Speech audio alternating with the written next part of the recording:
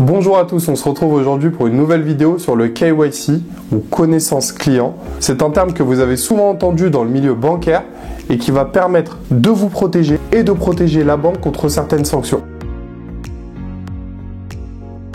Si vous souhaitez savoir comment s'applique le KYC dans le domaine bancaire, cette vidéo est faite pour vous. Moi, c'est Philippe Canté, je suis le fondateur d'ID Protect. Quand on parle de KYC, on va tout de suite penser au Code monétaire et financier et à la loi Sapin 2. Ces deux textes imposent des obligations aux banques qui sont une obligation de vigilance et une seconde obligation d'information. L'obligation de vigilance concerne la lutte contre le blanchiment et le financement du terrorisme. Évidemment, il est important pour une banque que ses clients ne soient pas associés à des activités terroristes, mais également qu'ils n'utilisent pas les services bancaires pour blanchir de l'argent sale.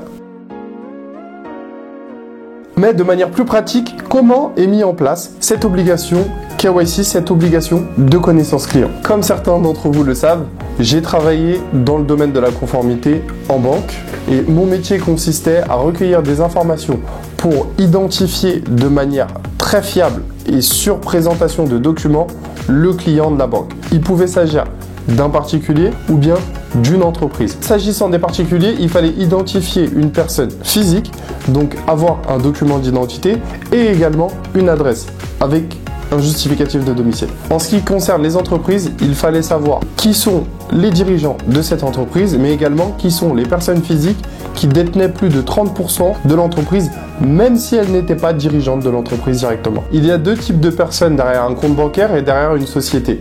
Il y a moi, Philippe Canté, personne lambda dans la société, ou bien les personnes politiquement exposées qui sont beaucoup plus exposées évidemment à la corruption, donc il y aura une attention particulière qui sera mise sur ces personnes-là. Donc que vous soyez une personne physique ou une personne morale, la banque a une obligation de rendre des comptes en matière de connaissance client, donc le dossier qu'elle a constitué sur vous, le profil de risque que vous avez et surtout une obligation de tenir à jour ces dossiers afin de rester en conformité.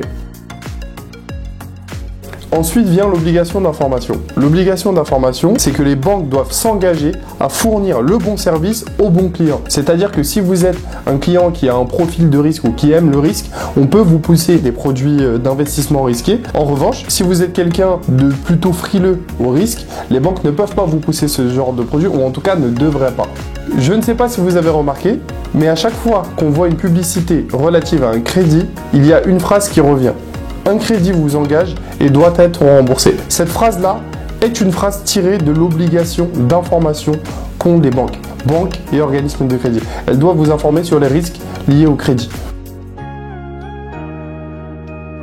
Quels sont les risques en cas de défaut de conformité?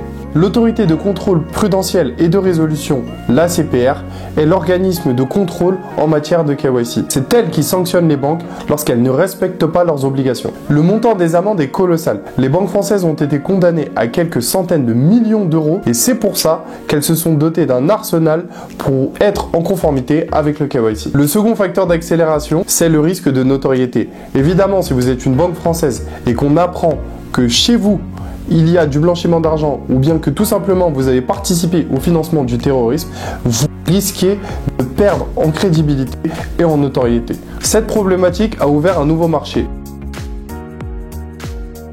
Le marché de la RegTech.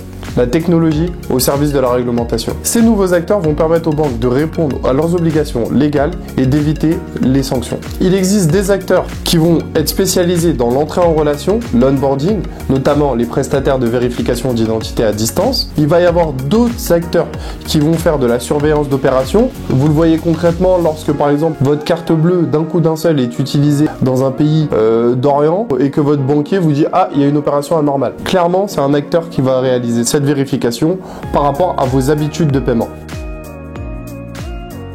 Donc si vous avez une chose à retenir, c'est que le KYC est une obligation légale pour les banques qui va vous permettre d'être protégé. Merci à tous d'avoir visionné cette vidéo, je vous invite à la liker et à vous abonner à la chaîne si vous souhaitez plus de contenu sur la fraude. À bientôt.